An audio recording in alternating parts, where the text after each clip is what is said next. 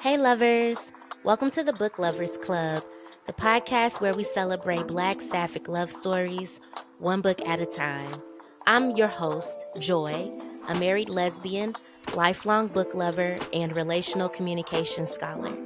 Here, we don't just read the romance, we learn from it. I believe that love stories can do more than just entertain us. They can teach us how to love better, how to see ourselves more clearly, and how to create the love life of our dreams. Each week, I'll dive into sapphic stories written for us and by us, while weaving in personal insights and communication lessons you can take off the page. So grab your drink, get cozy, and let's turn the page together. Welcome to the club. Welcome back, book lovers. Before we get into anything book related, let's just have a quick recap of everything that happened this past week. So, the first episode dropped on Saturday and it was so well received. I am so grateful for the community I've already found. Now I'll be able to talk about the people who are my day ones, people who've been rocking with me literally from the very first episode. But I had a lot of tiny victories this past week. We have 12 people signed up for the in-person book club meeting. And we have 14 people right now involved in the virtual book club that's on Fable. So if you're not able to attend the in-person book club meeting that's happening in Chicago, please head on over to Fable and join the conversation. We've been introducing ourselves and we've already started talking about the book.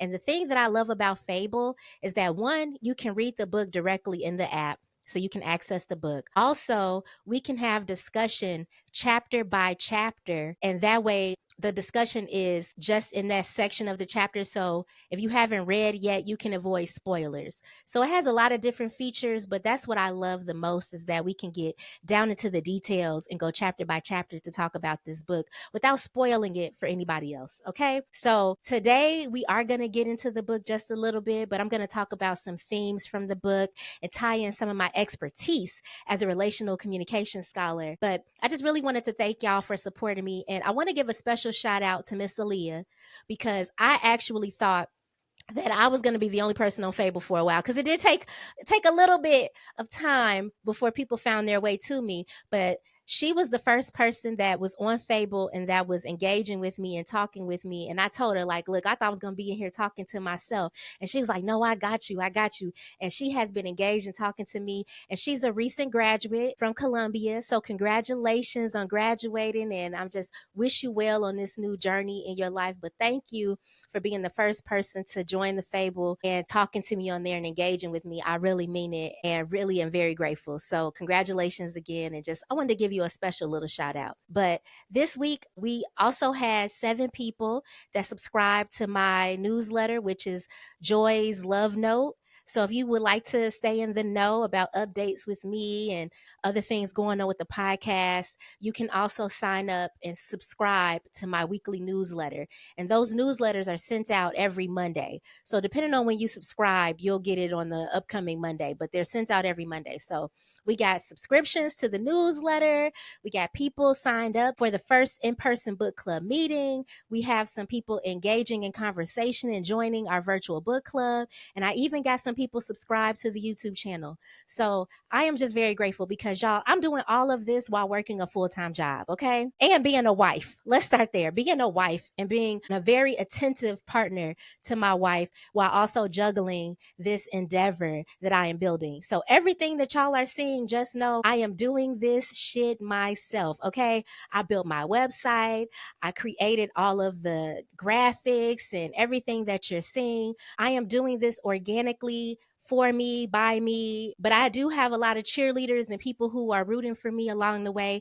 And that encouragement and that support really does help me persevere when things get difficult. There is definitely a learning curve to all of this, and just getting familiar with all of the new software, new platforms, because I didn't know about Fable until TikTok. So, I'm learning all of this, and really my desire to create this community of queer book lovers has really put me on this path to learn all of these new things and introducing me to these new things. So, with that, I did get on Storygraph. So, I did just create a Storygraph profile and launched a 10 before the end Black Sapphic book challenge. Okay, so the 10 before the end Black Sapphic book challenge is asking you, or challenging you, not asking you, I'm challenging you to read 10 Black Sapphic books before the end of the year. So by New Year's Eve, you should have read 10 Black Sapphic books. I know some people read at different reading speeds. So if you are, seeking to read more Black Sapphic books than just the ones that we're going to be reading together once a month, I really encourage you to explore the challenge. And I already uploaded a lot of different books that you can choose from. But by all means, if you have some books that you know of that are not listed, please send some recommendations my way. Okay, I am creating like a database of Black Sapphic books that I'm coming across in my research. One, I did that for this podcast just to make sure I had books that I could pull from for us to vote on and to discuss each month. But I like to have lists. I'm a list girl, okay? So I wanted to be able to compile all of the Black Sapphic books that I could find. And then the next wave of my research is then sorting them into genres and things like that. And then eventually I will share this list with y'all on my website. But, we're working on that, okay? So please join the Storygraph 10 before the end Black Sapphic book challenge and read 10 Black Sapphic books before the end of the year, okay? So the theme for this week is affection, specifically physical touch and public displays of affection, and why some readers love it and why others push back against it. So when I read this book for the first time, something that really stuck out to me was how affectionate Kris was with Devon, specifically how affectionate she was so publicly, like in front of their family, in front of their friends. The reason why that stuck out to me, I feel like I'm always having conversations with people about PDA, but I have a friend who used to be so against PDA, like just would make little comments and jokes about PDA that she would see at queer parties and events. But why she find a woman that she loves down, y'all? I mean, she loved this woman. They are engaged. And now her whole sentiment on PDA has changed, okay? So won't a good relationship do it to you? Have you questioning things that you used to be so against, okay? But yes, she used to be anti-PDA and would judge people heavy for when she would see them PDAing in public, until she met this new woman that's got her all lovey-doveyed up, kissing in public. I'm like, friend, who is you? This is not the energy you had last year, but a good relationship will do that to you, won't it?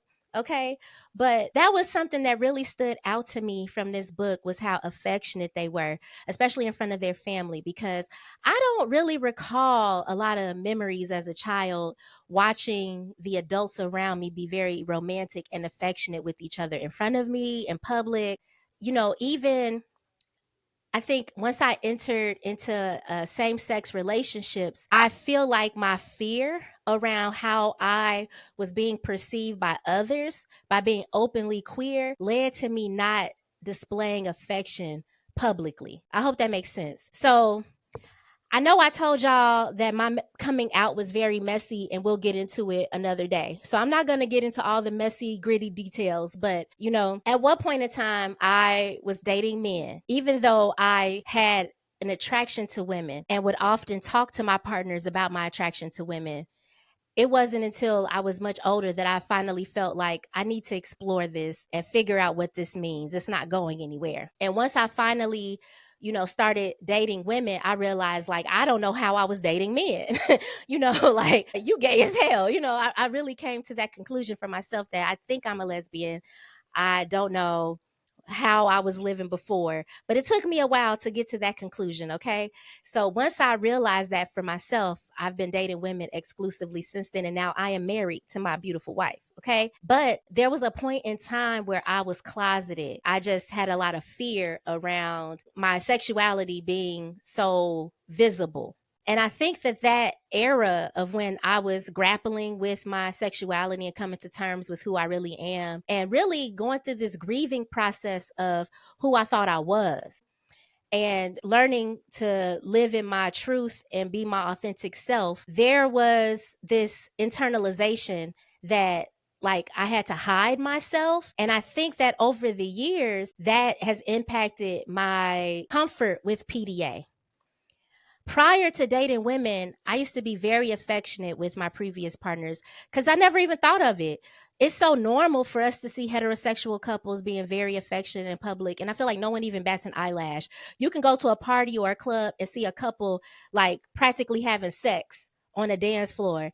And nobody, like people might talk some shit and be like, "Look, get a room." You know, people might talk some shit, but for the most part, it's really normalized and no one really bats an eyelash when they see a heterosexual couple being all over each other, kissing, smacking ass, picking each other up, and doing that type of stuff in public. But I feel that it's still something that queer couples, like a lot of queer couples, don't necessarily feel that comfortable. And I feel like that came up for me when I was reading this book, because reading how affectionate they were to each other in the book inspired me and made me want to be more affectionate with my partner in public, especially in front of our family.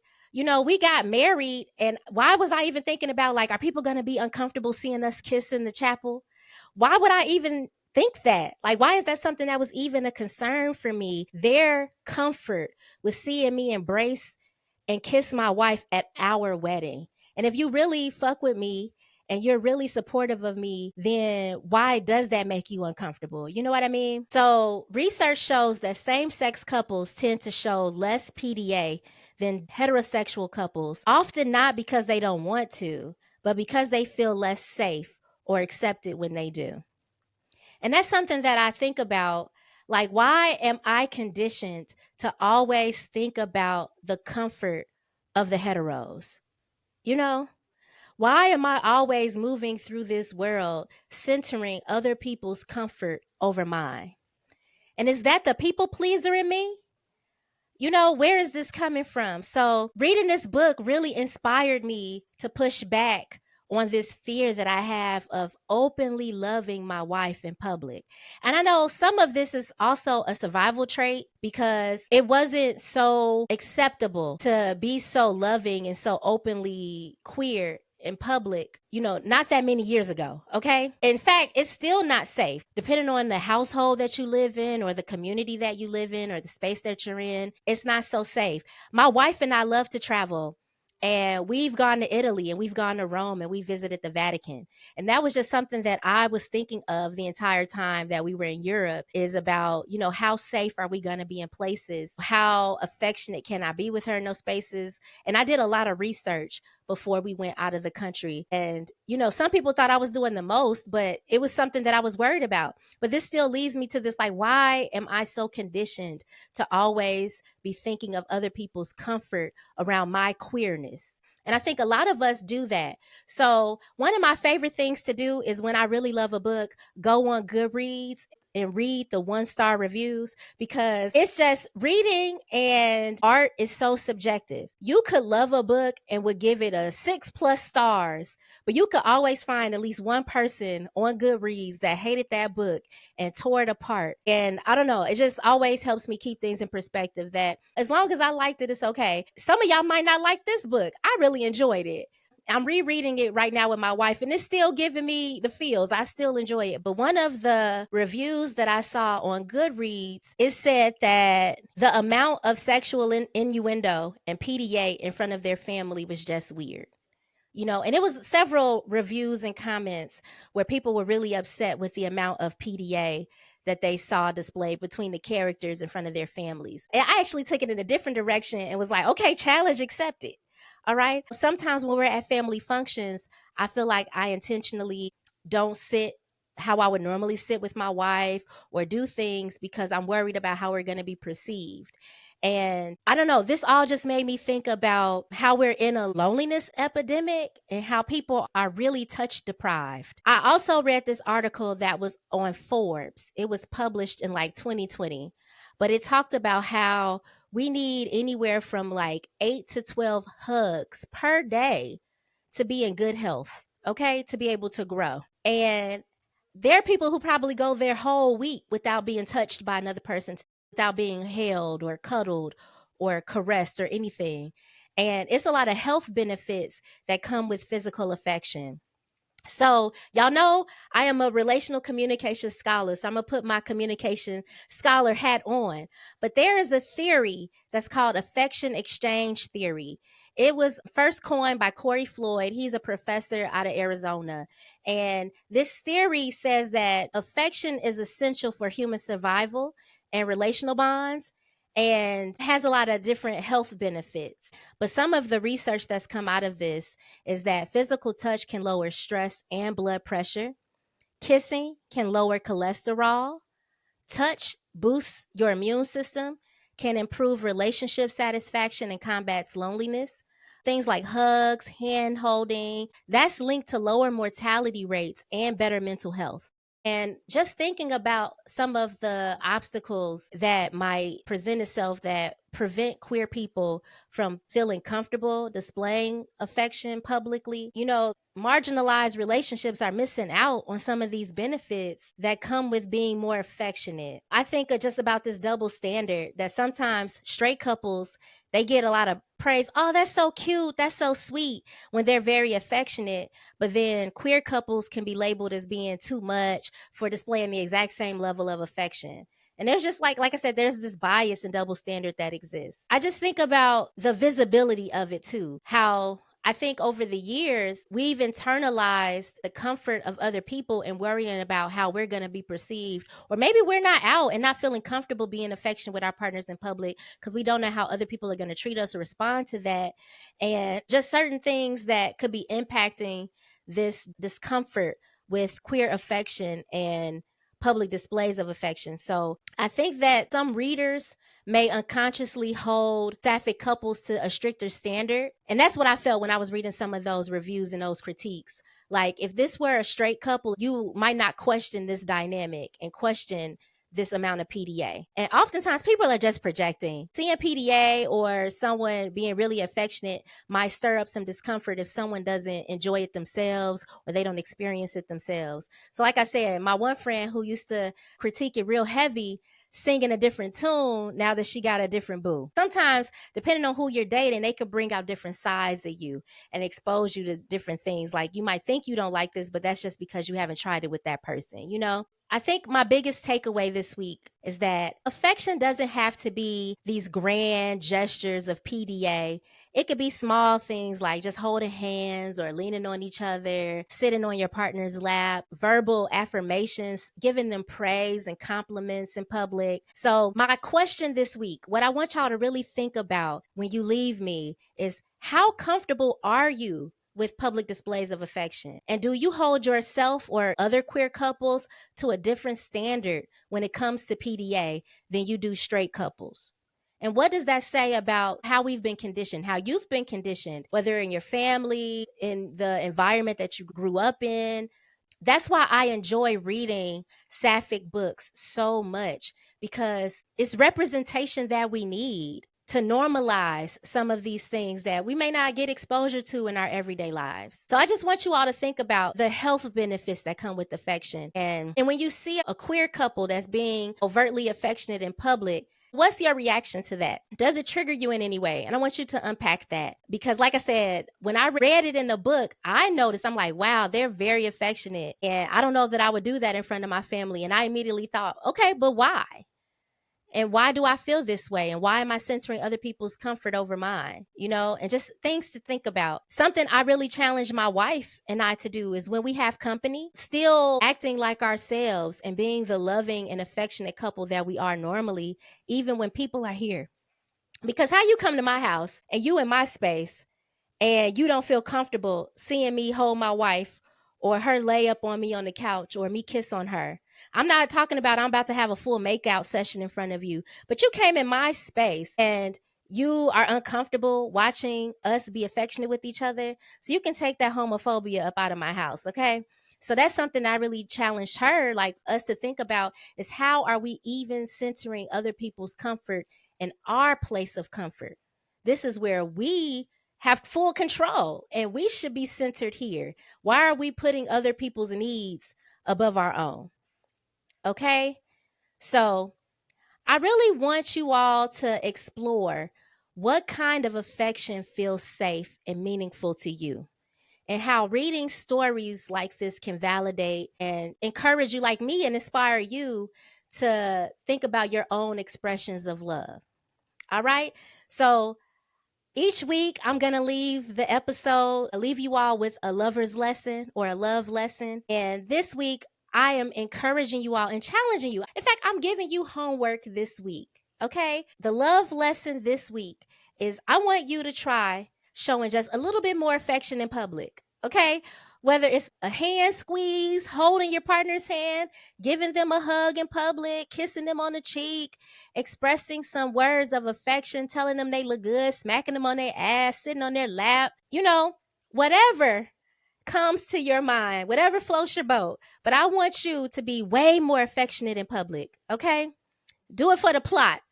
But honestly, I think that being more visible and being brave to be queer and in love in public is just so inspiring. And you never know who's witnessing you, that watching you do that and disrupt these norms, this heteronormative world that we live in, and watching you disrupt this, you never know who you're inspiring and who you might be encouraging to be brave and to embrace who they are. So that's my love lesson this week. I want y'all to turn it up a notch, okay? I want y'all to hug more, kiss more, caress more, love on your partner more, and just be so gay and so affectionate in a public space.